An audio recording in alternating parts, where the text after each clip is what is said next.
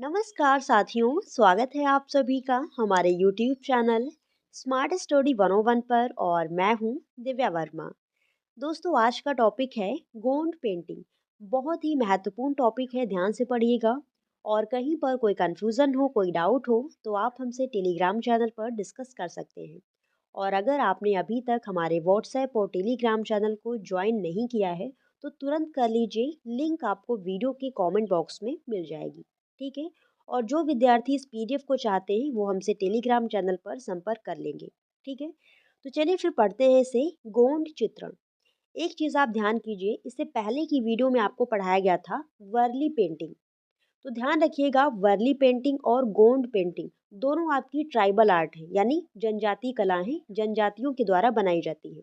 Worli painting आपकी वर्ली जनजाति के द्वारा बनाई जाती थी, और जो आपकी गोंड पेंटिंग है ये गोंड जनजाति के द्वारा बनाई जाती है। क्लियर हुआ इतना? अब इसके बारे में हम डिटेल से पढ़ते हैं। तो सबसे पहला जो पॉइंट है, इसका दिया हुआ है स्थान कौन सा है, यानी ये कहाँ पर बनाई जाती है प्रमुख रूप से। तो ये प्रमुख रूप से मध्य प्रदेश में बनाई जाती है, यहाँ से प्रश्न बनता है, इसे ध्यान रखिएगा। अगला पॉइंट है, बहुत ही महत्वपूर्ण है। स्वर्गीय जनगढ़ सिंह श्याम को गोंड कला का अग्रदूत कहा जाता है, यानी इन्होंने ही गोंड पेंटिंग स्टार्ट की थी। ठीक है। तो स्वर्गीय जनगढ़ सिंह श्याम को गोंड कला का अग्रदूत माना जाता है। दोनों पॉइंट बहुत ही महत्वपूर्ण है। आगे समझिए कि इसका जो बनना प्रारंभ कैसे हुआ, गोंड पेंटिंग बननी प्रारंभ कैसे हुई। ठीक है। तो गोंड कला लोक कला का ही एक रूप है जो गोंड समाज की उपशाखा प्रधान समुदायों के कलाकारों द्वारा चित्रित की जाती है। ठीक है। जिसमें गोंड कथाओं, गीतों, कहानियों का चित्रण किया जाता है। यानी जो गोंड समाज की कथाएं हैं, उनके गीत हैं, उनकी कहानियां हैं, इन्हीं सब का चित्रण किया जाता है। जो परंपरागत रूप से, यानी ये जो कहानियां हैं ये परंपरागत रूप से प्रधान समुदायों के द्वारा देवी देवताओं को जगाने के लिए, उनको खुश करने के लिए सदियों से गाई जाती हैं। ये जो कहानियां हैं, गीत हैं, ये प्रधान समुदायों द्वारा सदियों से गाए जाते रहे हैं। उन्हीं का चित्रण जो गोंड कला है उसमें किया जाता है। अगला पॉइंट, प्रायः प्रधान लोग राजगोंड यानी राज परिवारों के यहाँ कथा गायन करने हेतु जाया करते थे, और ये उनकी जीविका का साधन था। जब प्रधानों के यहाँ, हाँ, जब प्रधानों के कथा गायन की परंपरा कम हो गई, यानी जो ये लोग जो कथा गायन करते थे, कथाएं गाते थे, गीत गाते थे, इन सब की जो परंपरा है वो धीरे धीरे कम हो गई। तब प्रधान कलाकार जनगढ़ सिंह श्याम ने इस गोंड जो कथा गायन की परंपरा है इसको चित्रकला के माध्यम से साकार करने का प्रारंभ किया। यानी जो गीत, जो कहानियां ये लोग गाया करते थे, उन्हीं कहानियों को चित्रकला के माध्यम से चित्रित करने लगे या फिर बनाने लगे। ठीक है। तो इस प्रकार से जो गोंड कला है वो अस्तित्व में आती है। फिर अगला पॉइंट है, मध्य प्रदेश के मंडला क्षेत्र में गोंड आदिवासियों द्वारा, देखिए गोंड आदिवासी, ध्यान रखिएगा, इसी जनजाति के द्वारा गोंड चित्रण किया जाता है। तो गोंड आदिवासियों द्वारा परंपरागत लोक चित्रण शैली जो यहाँ विभिन्न अवसरों पर भित्ति पर बनाई जाती है, भित्ति यानी कि दीवार पर विभिन्न अवसरों पर ये लोग बनाया करते हैं।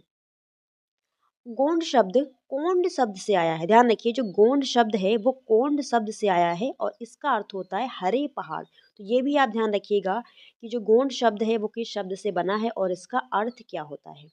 अगला पॉइंट, यह चित्रण परंपरा विशेष रूप से गोंडवाना जिले में, जहां अधिकांशतः गोंड जनजाति निवास करती है, वहां प्रचलन में सर्वाधिक है। ठीक है। तो जो गोंड जनजाति सबसे ज़्यादा गोंडवाना जिले में निवास करती है और यहीं पर ये प्रमुख रूप से बनाई जाती है।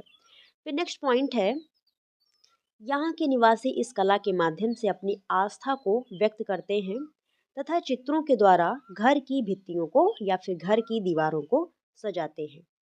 नेक्स्ट पॉइंट है, गोंड जनजाति के लोग तीज त्योहारों, मांगलिक अवसरों पर घर की दीवारों को गोबर से लीप कर उन पर प्राकृतिक रंगों द्वारा चित्रांकन करते हैं। ये ध्यान रखिएगा कि जो गोंड कला है इसमें कौन से रंगों का इस्तेमाल होता है, तो प्राकृतिक रंग।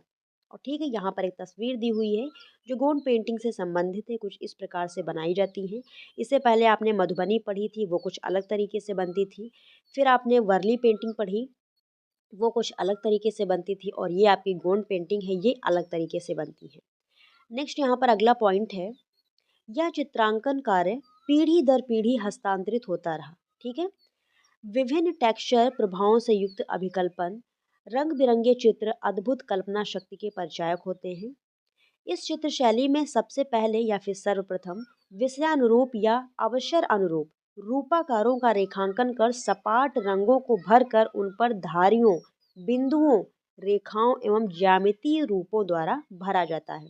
अब इस पॉइंट को देखिए आप, धारियों, बिंदुओं और रेखाओं के द्वारा। जैसे यहाँ पर आप चित्र देख सकते हैं, इसको जूम कर रही हूँ, देखिए इसमें धारियों, बिंदुओं, इन्हीं सब के द्वारा ये चित्र बनाया गया है। देखिए यहाँ पे लाइनें खींची हुई हैं और कहीं कहीं पर डॉट रखे हुए हैं, यानी बिंदी रखी हुई हैं। तो ये चित्र इस प्रकार से बनाए जाते हैं और दूर से लगता है कि ये बुने हुए हैं, यानी ऊन से बुने हुए हैं, इस प्रकार से लगते हैं। तो ये अलग है, वर्ली पेंटिंग आपकी अलग थी, आपने देखा। उसमें भी मैंने इसीलिए मैं चित्र जोड़ देती हूँ ताकि आपको चीज़ें याद करने में, समझने में समस्या ना आए। ठीक है। वर्ली पेंटिंग आपने देखी, उसमें क्या होता था, उसमें त्रिभुज का इस्तेमाल होता था। ठीक है। कुछ इस प्रकार से उसमें महिला पुरुष बनते थे, इसमें त्रिभुज का इस्तेमाल होता था विशेष रूप से। और इसमें क्या है, ये पेंटिंग लगती हैं जैसे ऊन से बुनी हुई है। ठीक है, देखने से लगता है ऊन से बुनी हुई है। आगे समझिए अगला पॉइंट क्या है, चित्रों के विषय। चित्रों में ये लोग क्या अंकित करते हैं, क्या दिखाते हैं। तो देखिए यहाँ पर पॉइंट दिया हुआ है, गोंड कला की विशेषता है कि हाँ, गोंड कला विशेष रूप से पौराणिक लोक कथाओं से जुड़ी हुई है, जिसमें पुष्प और जीव जंतुओं से जुड़ी आकृतियां हैं और प्रत्येक आकृति को सूक्ष्मता से भरने वाले पैटर्न व डिजाइन है। यानी कि यहाँ पर आप देख सकते हैं बहुत ही महीन काम किया गया है। देखिए आप, बहुत ही महीन काम किया गया है। तो वही चीज़ दी हुई है कि इसमें बहुत ही सूक्ष्म या फिर महीन वर्क वाले डिजाइन व पैटर्न का इस्तेमाल होता है।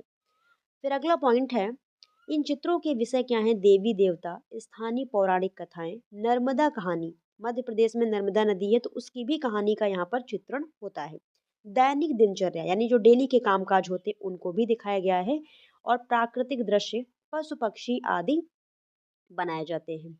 इन चित्रों में एकल आकृति या सामूहिक दृश्य भी बनाए जाते हैं, यानी सिंगल जो आकृतियां हैं वो भी बनती हैं और सामूहिक आकृतियां वो भी बनती हैं।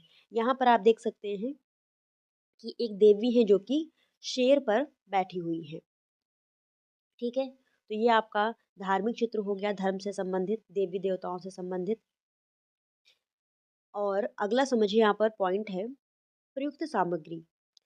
अब यहाँ पर हम लोग समझेंगे कि जो गोंड पेंटिंग है इसमें कौन कौन सी सामग्री का प्रयोग किया जाता है। गोंड पेंटिंग बनाने के लिए कौन सी सामग्री का यूज होता है।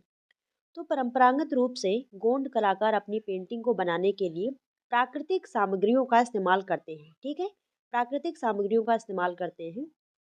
सबसे पहले तो हो गए रंग। तो रंग कौन से लगाते हैं, प्राकृतिक रंग। ठीक है।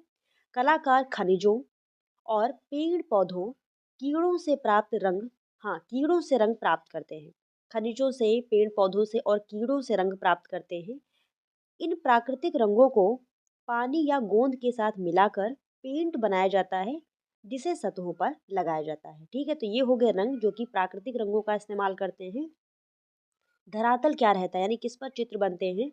तो जहाँ पारंपरिक गोंड चित्रकारी मिट्टी के घरों की दीवारों पर बनाई जाती थी, वहीं आधुनिक कलाकार कागज, कपड़ा, कैनवास, इन सब का इस्तेमाल करने लगे हैं। स्टार्टिंग में या फिर परंपरागत रूप से घर की दीवारों को सजाने के लिए गोंड पेंटिंग का इस्तेमाल होता था, लेकिन अब कागज, कपड़ा, कैनवास, इन सब चीज़ों पर गोंड पेंटिंग की जाने लगी है। फिर है ब्रश। तो कलाकार जो जटिल पैटर्न होते हैं, यानी जो महीन काम होता है, जटिल पैटर्न और विवरण बनाने के लिए महीन ब्रश या उंगलियों का उपयोग करते हैं। ठीक है। फिर नेक्स्ट यहाँ पर अगला पॉइंट दिया हुआ है, अपने घर की रक्षा के लिए घर के बाहर बाघ का चित्रण अवश्य किया जाता है। जो गोंड समुदाय है वो अपने घर के बाहर बाघ का अंकन जरूर करते हैं घर की रक्षा के लिए। इनका ऐसा मानना होगा कि बाघ का अंकन बाहर कर देंगे तो वो हमारी सुरक्षा करेगा। ठीक है, ये सब इनकी मान्यताएं होती हैं। जैसे अपने यहाँ भी बहुत सारी मान्यताएं होती हैं, ऐसे गोंड समाज में भी अलग अलग तरीके की अपनी धारणाएं होती हैं। नेक्स्ट पॉइंट है, इन चित्रों के आकार सरल एवं सहज होते हैं। जो भी आपकी लोक कलाएं हैं सबके जो आकार हैं वो सरल और सहज ही होते हैं। आपने अभी पढ़ा, मधुबनी आपको पढ़ाई जा चुकी है, वर्ली पढ़ाई जा चुकी है, तो इसमें जो आकार होते हैं वो सरल ही होते हैं। ठीक है। जो मन को मोह लेते हैं। इन आकारों में गति का प्रभाव विशेष रहता है, यानी इसमें गति भी दिखाई जाती है। नेक्स्ट पॉइंट, इनकी जो रंग योजना है चटक एवं आकर्षित करने वाली होती है, उत्कृष्ट श्रेणी का होता है।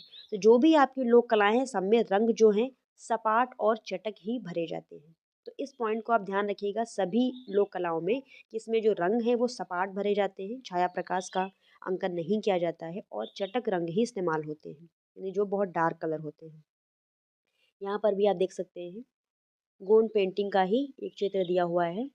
नेक्स्ट समझिए अगला पॉइंट, यह कला वर्तमान में विदेशों में खूब पसंद की जा रही है। दीवारों से उतरकर अब यह कला हैंडमेड कागज और कैनवास पर बनने लगी है। नेक्स्ट पॉइंट, इस क्षेत्र में इस शैली में हाँ उभरे दीवार पर भी चित्र बनाए जाते हैं। इस चित्रण को बस्तर के आदिवासी सूक्ष्म प्रकार से करते हैं। फिर जो अगला पॉइंट है यहाँ पर ये बहुत ही महत्वपूर्ण है, इसे ध्यान रखिएगा। अप्रैल 2023 को प्रसिद्ध गोंड पेंटिंग को जीआई टैग मिला, जो इस कला के इतिहास में एक महत्वपूर्ण मील का पत्थर साबित होगा। तो जीआई टैग आप लोग समझते हैं, यानी कि ज्योग्राफिकल इंडिकेशन इसे दिया गया है। इसे हिंदी में कहते हैं भौगोलिक संकेतन। यानी कि जो गोंड पेंटिंग है वो मध्य प्रदेश की महत्वपूर्ण है, विशिष्ट है। जैसे कि बनारस की जो साड़ियाँ हैं इनको भी मिला हुआ है, बहुत सारी चीज़ें हैं। आपकी दार्जिलिंग की चाय हो गई, इसका मतलब है जो दार्जिलिंग की चाय है वो विशिष्ट है। अब इसमें क्या होता है, इससे बहुत सारे लोग हैं वो सोचते हैं ऐसा क्या है दार्जिलिंग की चाय में, तो उसे पीने की कोशिश करते हैं। जैसे कि देखने वाली चीज़ें हैं तो उनको लोग देखने की कोशिश करते हैं, खाने पीने वाली चीज़ें हैं तो खाने पीने की कोशिश करते हैं कि आखिर उसमें है क्या ऐसा। तो इससे क्या होता है, उन चीज़ों की जो वैल्यू है वो बढ़ जाती है। जीआई टैग मिलने पर कोई भी चीज़ हो अगर उसको जीआई टैग मिला हुआ है तो उसकी वैल्यू बढ़ जाती है। अगला पॉइंट है भज्जू सिंह श्याम एक सेकंड हाँ भज्जू सिंह श्याम और दुर्गा बाई व्याम वेंकट श्याम जापानी श्याम प्रमुख गोंड चित्रकार हैं। तो यहाँ पर कुछ गोंड चित्रकार दिए हुए हैं, इन्हें ध्यान रखिएगा। तो आज की वीडियो यहीं पर समाप्त होती है। वीडियो आपको कैसी लगी हमें कमेंट करके ज़रूर बताइएगा और नेक्स्ट वीडियो बहुत जल्द अपलोड कर दी जाएगी। और अगर आपने अभी तक हमारे व्हाट्सएप और टेलीग्राम चैनल को ज्वाइन नहीं किए हैं तो तुरंत कर लीजिए, लिंक वीडियो के कमेंट बॉक्स में आपको मिल जाएगी। मिलते हैं नेक्स्ट क्लास में, तब तक के लिए धन्यवाद साथियों, जय हिंद।